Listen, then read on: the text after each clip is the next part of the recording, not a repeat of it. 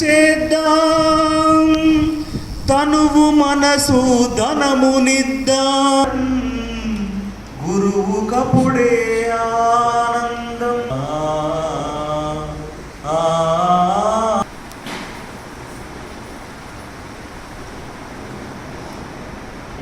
స్వయం సేవక సంఘ ప్రముఖులు, ఇతర సోదర సోదరీమణులు మరియు గురువులు అండ్ సీనియర్ ఐక్యూ పర్సన్స్ అందరికీ కూడా నా యొక్క హృదయపూర్వక నమస్కారాలు.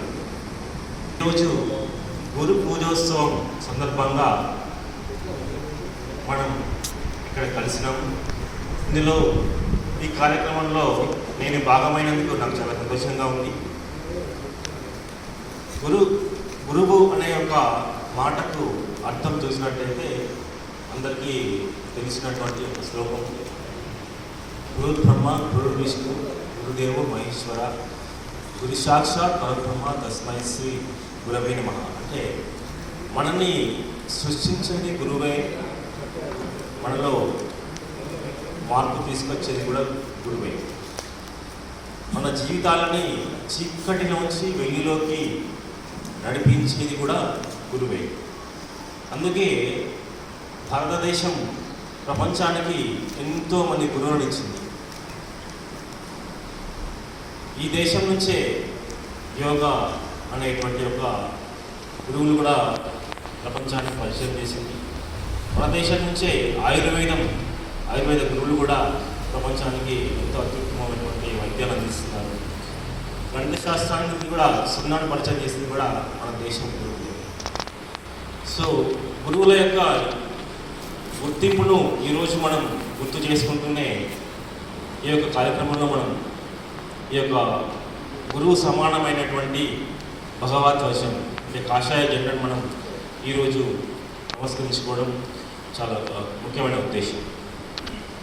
రాష్ట్రీయ స్వయం సేవక్ సంఘ్ ఒక వ్యక్తిని కాకుండా ఒక ధ్వజాన్ని గురువుగా భావిస్తుంది.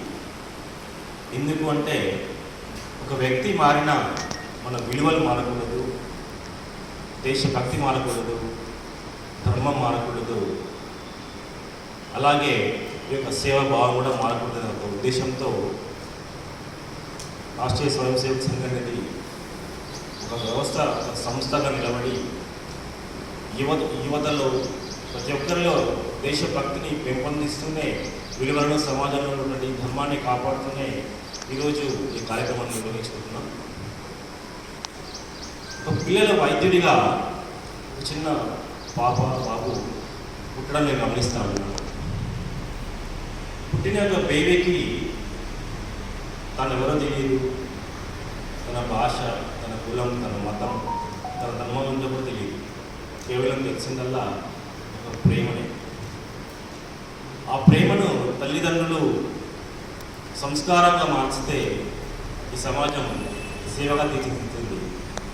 ఆ ప్రేమను ఇటువంటి గొప్ప సంస్థలు దేశభక్తిగా తీర్చిదిద్దుతాయనే విషయం మనందరం గమనించాలి. యువత ఈరోజు సరైన మార్గంలో లేక డైవర్షన్స్లో మనం చూస్తూ ఉన్నాం. మొబైల్ ఫోన్ కనెక్ట్ అయ్యి మత్తు వైపు ప్రయాణించేటువంటి ఒక ప్రమాదకరమైన పరిస్థితి ఈరోజు గమనిస్తున్నాం. ఈ వేదిక ద్వారా యువతకు ఇచ్చే సమాచారం ఏంటంటే, ప్రపంచం మొత్తం మొబైల్ ఫోన్లోనే ఉన్నట్టుగా మొబైల్లో మునిగిపోతున్నారు. ప్రపంచం మొబైల్ ఫోన్లో లేదు. మొబైల్ ఫోన్ పక్కన పెట్టి ప్రపంచం వైపు చూడండి. ప్రతి ఒక్కరూ తమ యొక్క కుటుంబం గురించి, తమ యొక్క సమాజం గురించి, తమ యొక్క దేశం గురించి కొంత ఆలోచన చేయండి.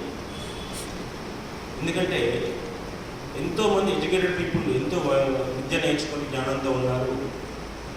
ఆ ఎడ్యుకేషన్ ఎప్పుడైతే పరిపూర్ణం అవుతుందంటే వాళ్ళు ఆ ఎడ్యుకేషన్ ఉపయోగించుకొని సొసైటీకి, దేశానికి సేవ చేస్తారు. మనం పుట్టి పోయిన తర్వాత మిగిలి ఉండేది కేవలం మనం చేసిన సేవలు మాత్రం. ఆ సేవలు దేశం వైపు ఉంటే దేశం బాగుపడుతుంది, ఈ సమాజం బాగుపడుతుంది, ఆ కుటుంబం కూడా బాగుపడుతుంది అనే విషయం తప్పకుండా అందరూ గుర్తుంచుకోవాల్సింది. సో సేవే మార్గం, సేవే పరమాత్మ అన్నారు. అందుకే సో సేవనే ప్రధానంగా చేసుకుంటూ ఇటువంటి రాష్ట్రీయ స్వయం సేవక సంఘ సంస్థలు దేశం కోసం నిలబడి దేశ భక్తిని పెంపొందించి యువతను దేశం వైపు దేశ అభివృద్ధి వైపు మంచి ముఖ్యమైన మార్గంలో నడిపించడం అనేది చాలా గొప్ప విషయం. ఇటువంటి కార్యక్రమంలో పాల్గొంచుకోవడం చాలా సంతోషంగా ఉంది. అట్లాగే ప్రతి ఒక్క యువత ప్రతి ఒక్కరు కూడా ఒక ప్రతిజ్ఞ తీసుకోవాలి. నేను నా కుటుంబం కోసం, నా సమాజం కోసం, నా దేశం కోసం తప్పకుండా పనిచేస్తాను. సో ఒక మంచి భారతీయుడిగా నేను ఎదుగుతాను అనేటువంటి ప్రతిజ్ఞను తీసుకొని ఆ నినాదం వైపు ముందుకు వెళ్తే ఒక అద్భుతమైనటువంటి భారతావళిని మనం చూడొచ్చని నా సలహా. అందుకే నమస్కారం. వందే భారత్, జై భారత్.